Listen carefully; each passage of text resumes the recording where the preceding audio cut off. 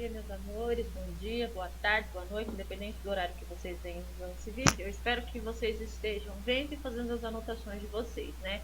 Que vocês sabem que nós estamos num momento atípico da história, a humanidade está passando por um problema grave, então a melhor maneira de vocês tentarem assimilar um pouco de conteúdo, que é pouco perto do que nós trabalhávamos em sala de aula, mas se nós, enquanto professores, estamos tentando fazer o máximo que dá para vocês, perto desse pouco, tentar fazer dele o máximo, vocês, enquanto alunos, também devem fazer a mesma coisa, né? Porque o bom aluno, ele é bom em qualquer lugar, né? Nós estamos aqui para ajudar vocês, mas vocês têm que fazer a parte de vocês enquanto estudantes, tá? Então, vejam, nós vamos aqui, hoje eu vou falar sobre a carta do Pero Vaz de Caminha, tá? Mas no vídeo anterior vocês já viram, né, a história do Quinti, que agora nós estamos aí retomando a parte de literatura e agora focada aqui no Brasil, tá? Então vejam, nesse momento eu vou fazer uma retomada lá do quinhentismo, tá? Para depois nós começarmos propriamente aqui o assunto da carta do Pero Vaz de Caminha, tá? Então vejam, o quinhentismo, alguns perguntam se ele é escola literária ou não, né?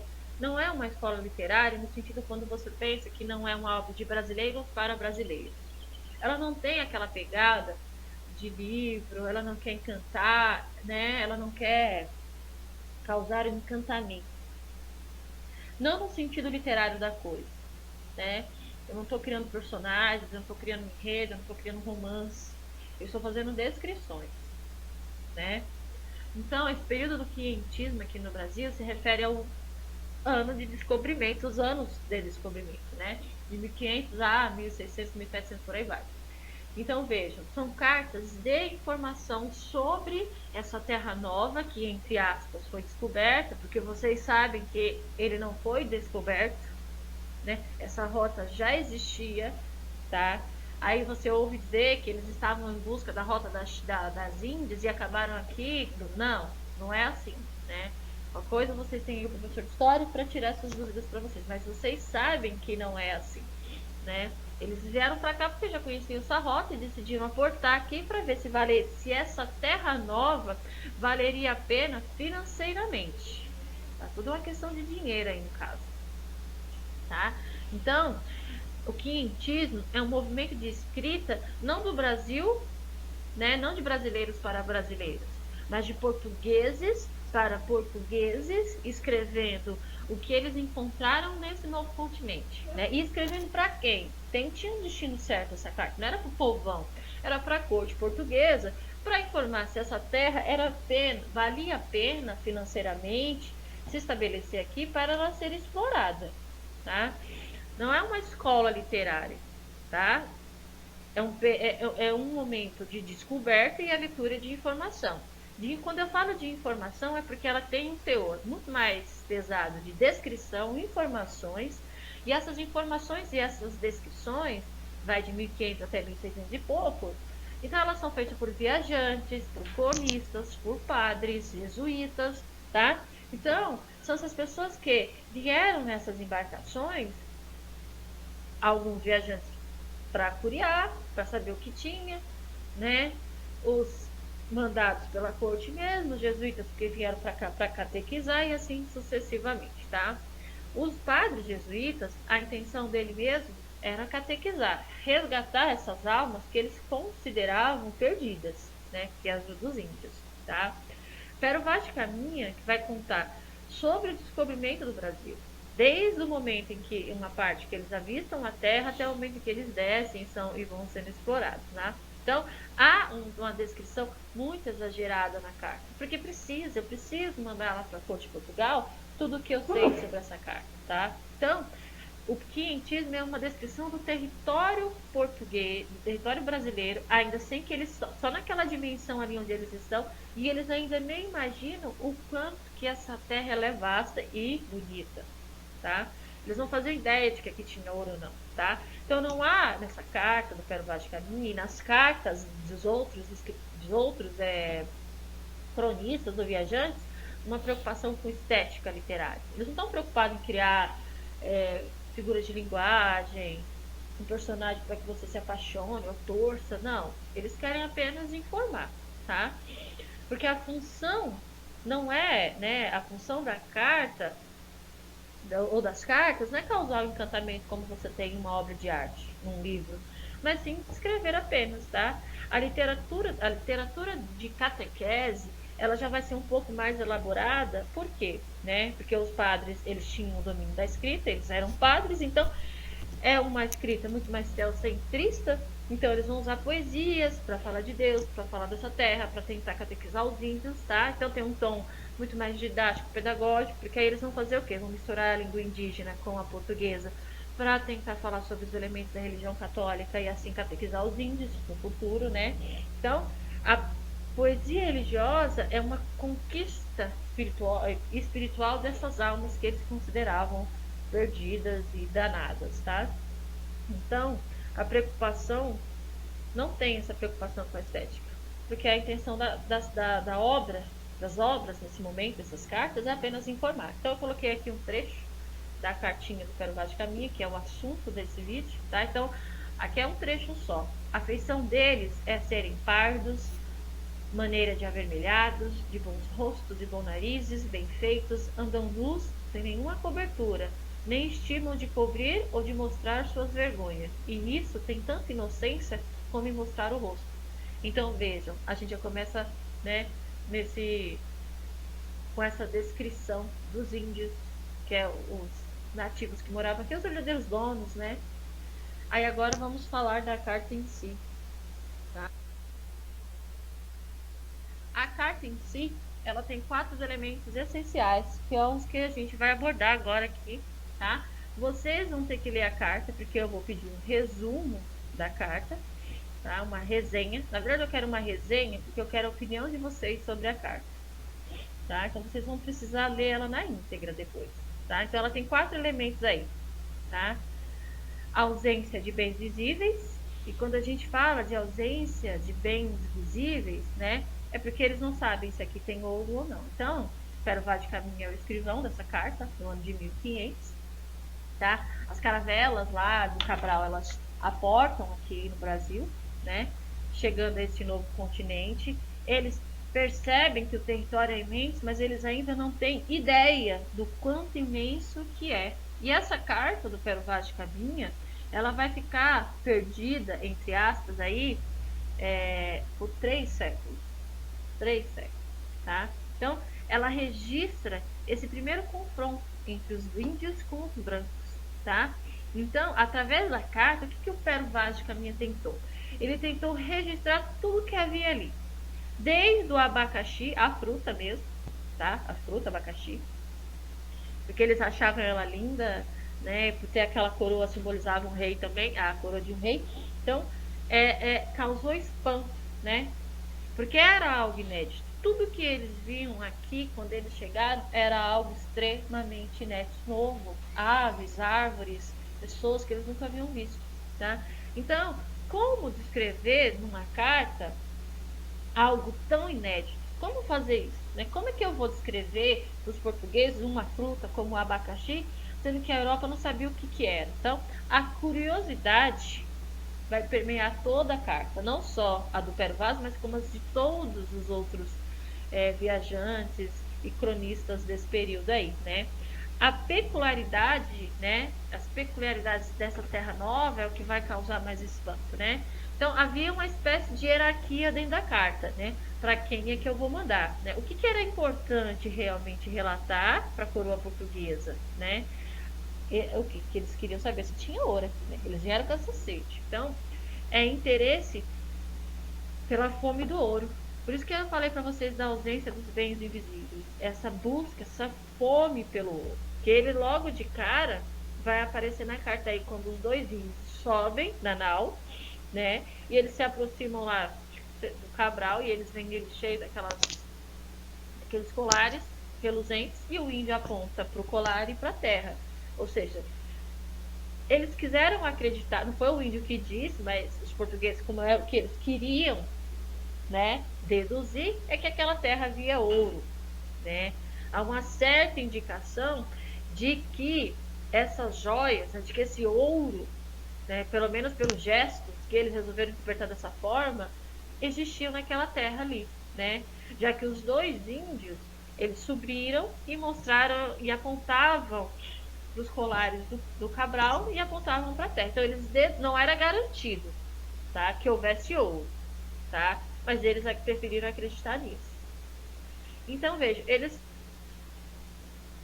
decidiram ir atrás. Claro que isso vai demorar, viu? Vai demorar uns 200 ou 300 anos para eles descobrirem que aqui havia ouro, né? E eles então durante um certo tempo a Espanha, que já conquistou aí metade do continente novo, desde lá da América Central até, né? Então eles vão tirar, entre aspas, uma com a cara de Portugal, porque eles vêm para uma terra e eles não demoram para encontrar ouro. É claro, até descobrirem Minas Gerais. E quando eles descobrirem Minas Gerais, eles vão lavar a alma, né? Como eu costumo dizer, o Brasil levantou Portugal. Em Portugal, nos anos de 1700, Lisboa teve um terremoto que acabou com a cidade. Acabou. A cidade sumiu. O dinheiro que levantou essa cidade novamente, que fez essa reconstrução, veio do Brasil. Desse ouro brasileiro. De tudo que a gente... Então, vejam. Nós servimos, né, para levantar Portugal. E Portugal fez o que com a gente? O que de benéfico essa colonização trouxe? Nada. Né? Você tem exploração de índio, você tem exploração da terra, você tem uma tentativa de escravizar os índios, porque eu estou falando dos índios ainda, não cheguei a falar dos escravos, dos escravizados, né? Então veja, quem defende quem em algum momento defende a colonização e diz que ela trouxe algo de benéfico, não trouxe nada, né? A nossa colonização ela foi diferente, ela foi de exploração. Os países em que a colonização foi de desenvolvimento, porque as pessoas saíam fugidas do país lá deles, como a França, os franceses que foram para o Canadá, os ingleses que foram para os Estados Unidos, eles fugiram dos países deles porque eles estavam sendo perseguidos por causa da religião, os huguenotes, e eles foram, os huguenotes por causa da França, que foram para o Canadá em busca de se estabelecer ali para viver ali. Então, a colonização deles foi diferente. Eles sabiam que não adiantava explorar aquela terra e mandar para a França somente. Eles tinham que fazer daquele país novo, daquele continente novo que eles estavam chegando, fazer com que eles fizessem crescesse, que eles iam viver ali. Diferente da nossa colonização, que foi somente exploração. Mesmo porque as pessoas que vieram para cá não eram as melhores, eram os degradados. O Eduardo Bueno fala muito disso nos vídeos dele. Então, eram pessoas que não tinham moral. Alguns tinham até cometido crimes fiscais lá em Portugal e vieram para cá como castigo. O Brasil era visto como um lugar onde as pessoas eram castigadas. Você aprontava lá em Portugal e o seu castigo era passar uma temporada ali na Terra Nova, no continente novo. Mas é claro que você não vinha assim como castigo, você ainda conseguia ter. A pessoa era um bandido lá em Portugal. Foi julgado dessa forma. Como castigo, ele vem para cá e ele ganha uma porção de terras para ele administrar, ou seja, para ele roubar mais ainda. Então veja como é que é a situação aqui nós, né? Olha o resultado que deu, né? Nós temos aí hoje em dia um presidente que é o quê? Que diz que os índios não precisam desses espaços, das reservas, porque embaixo das reservas você tem ouro e precisa ser explorado. Ou seja, de 6 milhões, quase 9 milhões de índios que existiam, você tem uma minoria, não chega nem metade, é uma coisa de milhares, centenas de milhares, e você tem o quê? Um presidente que abre a boca para falar um negócio desse, né? Por quê? Que eles acham no direito de explorar ou de não achar relevante que os índios mantenham as reservas?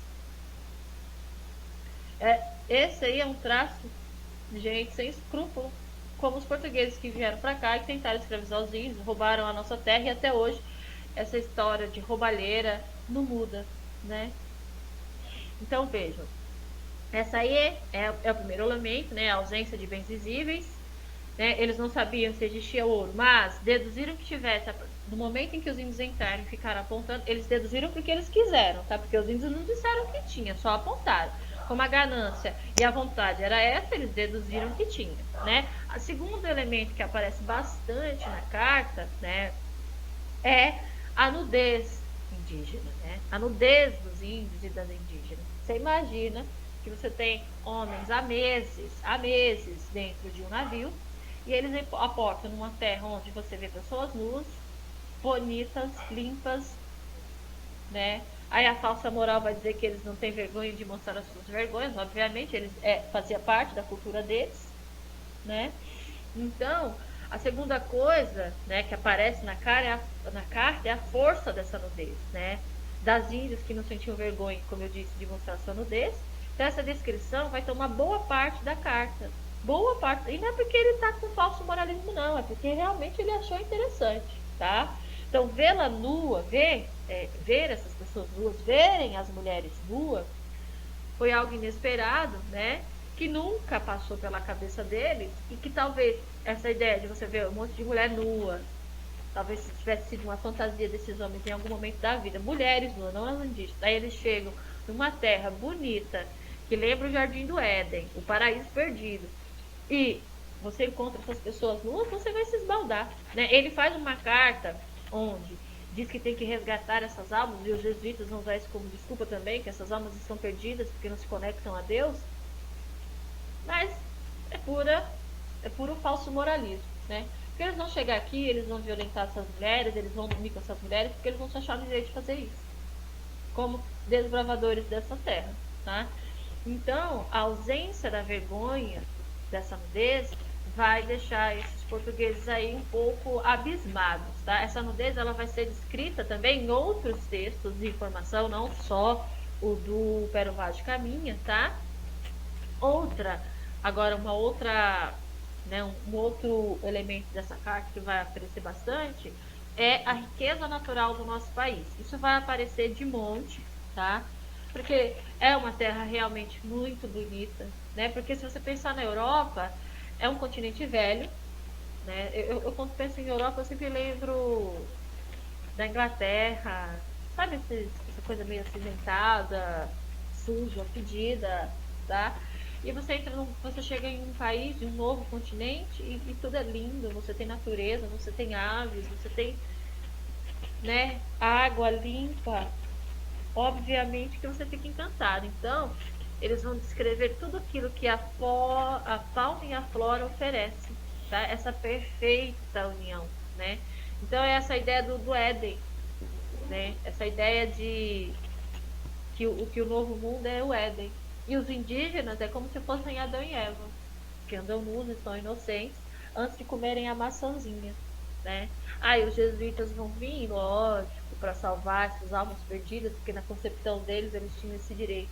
Porque você tem que entender que já existia o preconceito aí, né? Até da língua, porque eles achavam que na arrogância dos europeus, que os indígenas, por não falarem a mesma língua que eles, por não terem uma construção linguística que nem a deles, porque eles não conheciam a construção linguística dos índios, eles dizem que eles são primitivos, simplesmente porque, né, a língua deles, o tupi, o guarani, seja lá qual for, a língua indígena, ela não tinha uma raiz como a francesa, como a espanhola, como a italiana, que tem como raiz o latim. Então não tem uma história. Assim eles deduziram. A partir do momento que essa língua é primitiva, que eu não consigo me comunicar com eles, eles são primitivos, eles precisam ser, entre aspas, resgatados. Né? Essa alma precisa ser resgatada para Deus. Que aí é o quarto elemento, né, dessa carta, que é a missão jesuíta, né? Então, é essa missão de resgatar essas almas perdidas para Deus, tá? Então, né, é um lugar onde você pode começar do novo, né? E essa ideia de você poder resgatar essas almas, de você poder começar do zero novamente, do novo, é um motivo e a ideia que vai justificar a colonização. A catequização dos índios é a ideia de salvar as almas. O Dom Manuel, ele tinha como missão resgatar essas almas perdidas aí, e é o que os jesuítas vão tentar fazer, tá? Usando isso como desculpa. Eles vão aprender o tupi, o guarani, vão aprender, né? Nos 50 anos que eles ficam aqui, eles vão aprender sobre isso. Então vão aprender a língua e vão perceber que toda língua ela tem suas estruturas, e elas são tão complexas como qualquer outra, mas ainda com essa ideia de fazer o resgate, tá? Esses são os 4 elementos que caem, que tem nessa prova e que provavelmente um dia vão cair num vestibular caso vocês tenham que fazer. Então lembrem sempre, né? É a ausência de bens visíveis, a nudez dos índios, a fauna e a flora e a catequização. São 4 elementos presentes na carta, tá? Então, o que vocês vão fazer? Agora, eu vou disponibilizar para vocês também o PDF da carta, tá? Vocês devem ler. E a primeira atividade é fazer essa resenha da carta, tá? A impressão de vocês sobre a carta. Aí, quando for a hora de falar sobre o trabalho do terceiro bimestre, eu aviso vocês, que já vou falar sobre o trabalho extra no futuro aí próximo, tá? Então, fiquem com Deus, assistam o vídeo, façam suas anotações. Tchau!